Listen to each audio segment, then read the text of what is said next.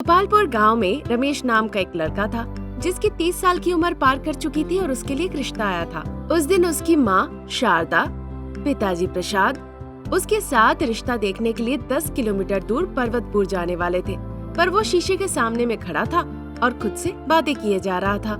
पेट तो है पर ड्रेसिंग अच्छी है, शरीर में भी ज्यादा दिक्कत नहीं है, खास बात कि सर के एक बाल सफेद नहीं है। देख के मुझे कोई नहीं कहेगा कि 30 साल का हूँ, 25 साल का ही दिखता हूँ। जो लड़की आज मुझे देखेगी वो शादी के लिए जरूर राजी हो जाएगी। जब वो खुश होकर ऐसा सोच रहा था तब शारदा अपने बेटे के पास गुस्से में आती है। और कितना वक्त लोगे? तब से तुम खुद को देखे जा रहे हो, इससे तुम ना गोरे होगे ना मोटे होगे। जल्दी चलो, मंगनी का समय निकले जा रहा है। शारदा की बातें सुन के रमेश चुपचाप कोई जवाब ना देते हुए शीशे के सामने से हॉल तक चला जाता है। वहाँ पिताजी प्रसाद इंतजार कर रहे थे।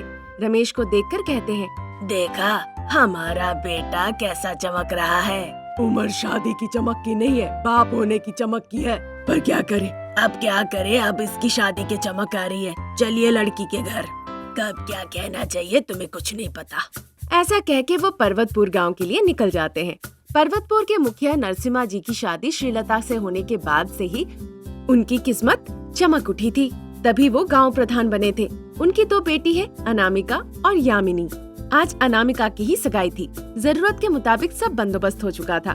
फिर रमेश और उसके परिवार आके वहाँ बैठते हैं। रमेश और अनामिका एक दूसरे को देखकर पसंद कर लेते हैं। शादी के दिन तय करने के लिए अब सारे घर के बड़े बुजुर्ग बातचीत करने में व्यस्त हो गए। मुझे अनामिका से अकेले में बात करनी है। ओहो, क्या मिलेगा दीदी से बात करके? मैं उससे पर्सनली बात करना चाहता हूँ। ये बात आप रट्टा मार के आए हैं जीजा जी? अनामिका शर्माते हुए बगान की तरफ चली जाती है। रमेश उसके पीछे पीछे जाता है। अनामिका के लिए वो एक स्मार्ट वॉच ले आया था। ये तुम पे बहुत जचेगा, देखो कैसा लगा तुम्हें? ये वॉच भी आपकी तरह ही बहुत स्मार्ट है। वो थोड़ी देर इस तरह बातचीत करते हैं, तब तक पीछे से यामिनी आ जाती है। दीदी, मम्मी बुला रही है, जाओ। फिर जल्दी से अनामिका वहाँ से चली जाती है। जीजा जी, मुझे आपसे कुछ बात करनी है। तुमने जैसे अपनी बहन को भेजा मैं समझ गया था, क्या बात है बताओ। जीजा जी, मेरी बहन बहुत सीधी है। उसे लगता है सब कुछ सफेद दूध की तरह है, इसीलिए उसे धोखा मिलता है। बिल्कुल कांच की गुड़िया जैसी है। कभी कुछ गलती कर दिया तो उसे माफ कर देना जीजा जी। ऐसा करके यामिनी रोने लगती है। उसे देखकर रमेश उसके पास जाता है उसे समझाने के लिए। अरे यामिनी, ये क्या? कुछ नहीं होगा तुम्हारी बहन को, तुम चिंता मत करो। मैं अपनी जान देके उसका देखभाल करूंगा, ठीक है ना? यही बात है जीजा जी। ऐसा कहने के बाद यामिनी और रमेश दोनों अंदर जाने लगते हैं। उन्हें पता नहीं था वहाँ एक दीवार था और उसके पीछे अनामिका खड़ी थी। सारी बातें सुन के वो रोने लगती है। फिर रमेश अपने परिवार के साथ घर लौट जाता है। अनामिका और रमेश कुछ दिनों तक फोन पर बातचीत करते हैं। शादी का वक्त आ जाता है। अनामिका और रमेश की शादी हो जाती है। गृहस्थी शुरू करने के लिए अनामिका ससुराल आती है। अनामिका के सास ससुर उसे खुद की बेटी की तरह देखभाल करने लगते हैं। अनामिका की खुशी की सीमा नहीं थी। एक दिन शारदा, प्रसाद और रमेश तीनों एक साथ नाश्ता कर रहे थे। अनामिका, तुम भी बैठो बेटा। कोई बात नहीं माँ जी, आप लोगों के बाद मैं खा लूंगी। हम तो घर में बस 4 ही लोग हैं, फिर तुम अकेले क्यों? जब तुम खाओगी कोई नहीं रहेगा। अभी तुम खा लो बेटा, आओ। वो बात नहीं पिताजी, उनके खाने के बाद खाऊंगी, उन्हीं की प्लेट में खा लूंगी। ऐसा कह के अनामिका शर्मा के वहाँ से चली जाती है। उसके बाद शारदा और प्रसाद इस बात का मजाक करने लगते हैं। देखा शारदा, पत्नी हो तो बहू की तरह। कभी तुमने ऐसा किया था क्या? ना ही उम्र 25 है, ना ही हमारी नई नई शादी हुई है। चुपचाप मजे से खाइए। इस तरह हंसी खुशी चारों मिलके जिंदगी बिता रहे थे। मौज मस्ती में दिन गुजर रहे थे। फिर अनामिका गर्भवती होती है। एक दिन शारदा और प्रसाद दूसरे गांव गए हुए थे। रमेश ऑफिस गया हुआ था। घर पे अनामिका अकेली थी। उस दिन जब अंधेरा हो गया तब जाके प्रसाद, शारदा और रमेश घर लौटे, पर अनामिका घर पे नहीं थी। वो घर पे ढूंढे, आसपास में ढूंढे, पर अनामिका उन्हें कहीं नहीं मिली। अनामिका के माता पिता को उन्होंने खबर दी। जान पहचान के सारे लोगों को फोन लगाकर उन्होंने भी पूछताछ की। यामिनी स्कूटी लेके अनामिका की सहेली के घर चली जाती है पूछताछ करने के लिए कि अनामिका वहाँ गई है कि नहीं। 2 दिन निकल जाते हैं। इस विषय में उन्हें कहीं से भी कोई खबर नहीं मिलती। और कुछ दिन निकल जाते हैं, अभी भी अनामिका का कोई खबर नहीं। पत्नी के प्यार में अब रमेश पागल हो चुका था। शारदा और प्रसाद भी बहुत परेशान हो गए। एक तरफ उनकी बहू उन्हें कहीं मिल नहीं रही थी, दूसरे तरफ उनका बेटा पागलों की तरह कर रहा था। दोनों के घर वाले बातचीत करके फैसला लेते हैं कि रमेश और यामिनी की शादी करा दी जाए। ये सुनकर यामिनी बहुत आश्चर्य होती है। रमेश बहुत घबराया हुआ था।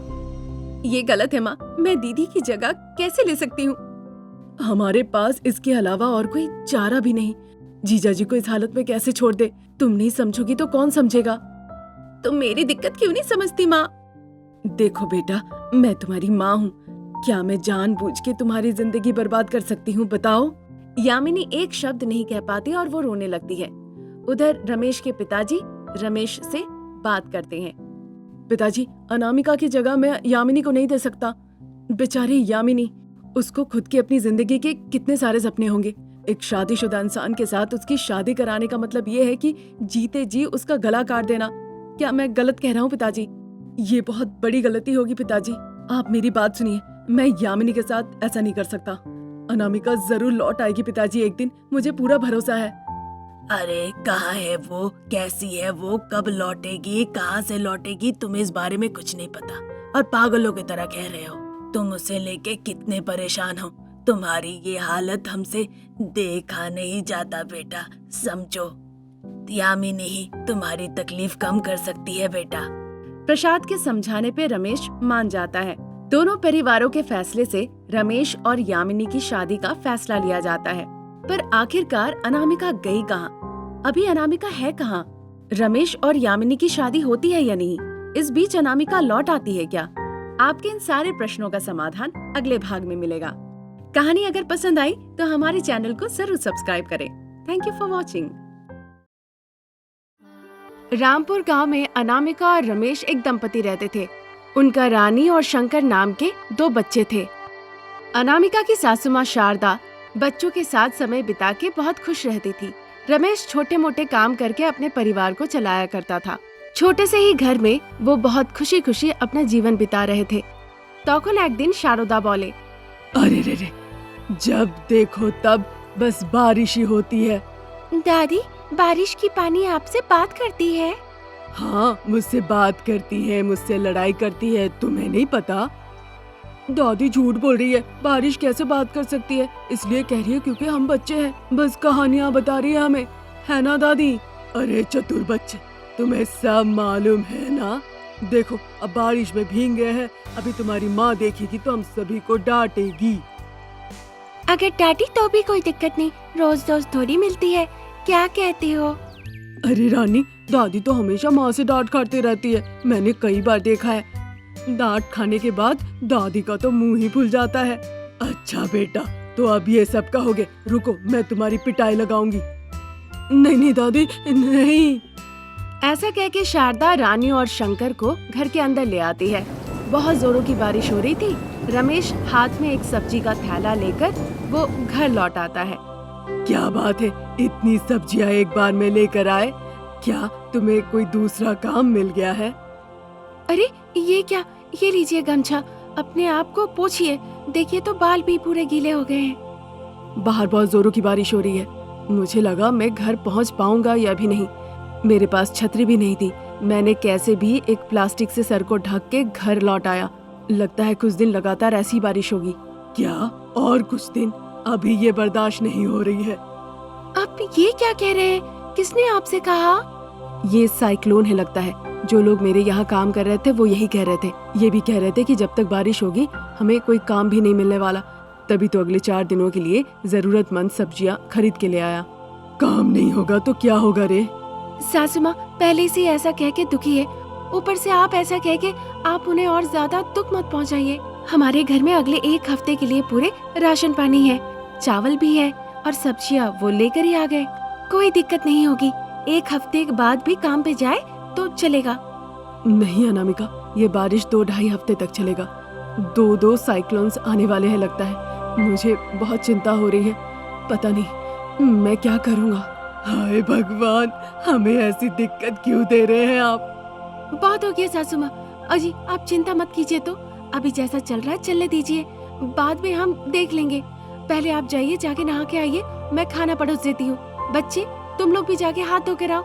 सासू माँ, क्या आप चाहती है मैं खाना परोस दूं? मुझे नहीं चाहिए बेटा, मुझे भूख नहीं है। इस तरह शारदा और अनामिका रमेश के साथ आलोचना करने के बाद बहुत दुखी हो गए। रमेश भी बहुत चिंतित था कि वो अपने घर को इस हालत में कैसे संभालेगा। ऐसे एक हफ्ता निकल जाता है। घर के सारे राशन खत्म हो जाते हैं। बारिश तभी भी नहीं रुकी थी। ऐसी परिस्थिति होती है कि अब बच्चों के खाने पीने के लिए भी कुछ नहीं रहता। रमेश छोटे बच्चों की तरह रोने लगता है। हाय रे, मैं सही इंसान ही नहीं हूँ। अपने परिवार को 2 वक्त का रोटी भी नहीं दे सकता। चिंता मत कीजिए, मत रोइए। अगर आप इस तरह से दुखी होंगे तो बच्चों का क्या होगा? वो डर रहे हैं, आपको देखकर वो भी रो रहे हैं ना जी। अरे बेटा, हमारे पास घर में कुछ सामान है जो कि जरूरत नहीं, उन्हें हम बेच देते हैं। कम से कम कुछ पैसे तो होंगे खाने के लिए। हाँ जी, मैंने झोले में कुछ सामान रख दिया है, आप उन्हें ले जाकर बेच के आइए। इस तरह अनामिका शारदा को सामान देती है। रमेश उन्हें बेच के घर के जरूरतमंद सामान ले आते हैं। उस रात वो परिवार पेट भर के खाना खाता है और शांति से सो जाता है।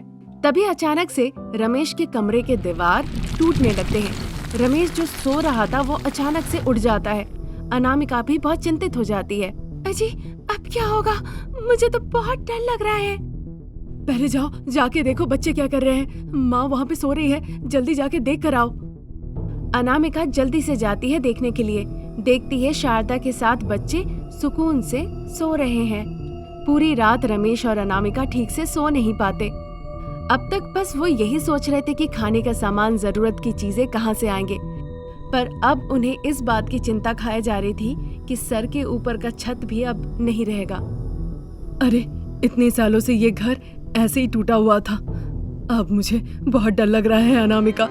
अगर ये घर नहीं रहा तो हम बेघर हो जाएंगे अनामिका। दयनीय परिस्थिति हो जाएगी हमारी। ऊपर से हमारे साथ माँ और बच्चे भी हैं। अगर ऐसी बारिश होती रही तो हमें बहुत दिक्कत हो जाएगी अनामिका। अजी, मैं बाहर से देख कर आई हूँ कमरे को, वहाँ कोई क्रैक नहीं है। मुझे लगता है कुछ भी नहीं होगा जी। नहीं अनामिका, अगर और 2 दिनों तक ऐसी बारिश होती रही तो हमारा घर जरूर से टूट जाएगा। मुझे बहुत चिंता हो रही है अनामिका, पता नहीं मैं क्या करूँ। चिंता मत कीजिए जी। अगले दिन शारदा और बच्चों को वो बेडरूम में जाने नहीं देते हैं क्योंकि वहाँ क्रैक्स थे, इसीलिए डरे हुए थे। अनामिका किसी को अंदर नहीं जाने दे रही थी। क्या हुआ बेटा, कल रात ठीक से सोई नहीं क्या? तुम्हारी दोनों आंखें लाल हो गई है। ऐसी बात नहीं है माँ जी, लगता है कुछ डस्ट चली गई है, इसीलिए वो लाल हो गई है। अगर तुम्हारा डस्ट गया है तो मैं समझ सकती हूँ, पर उसको क्या हुआ है?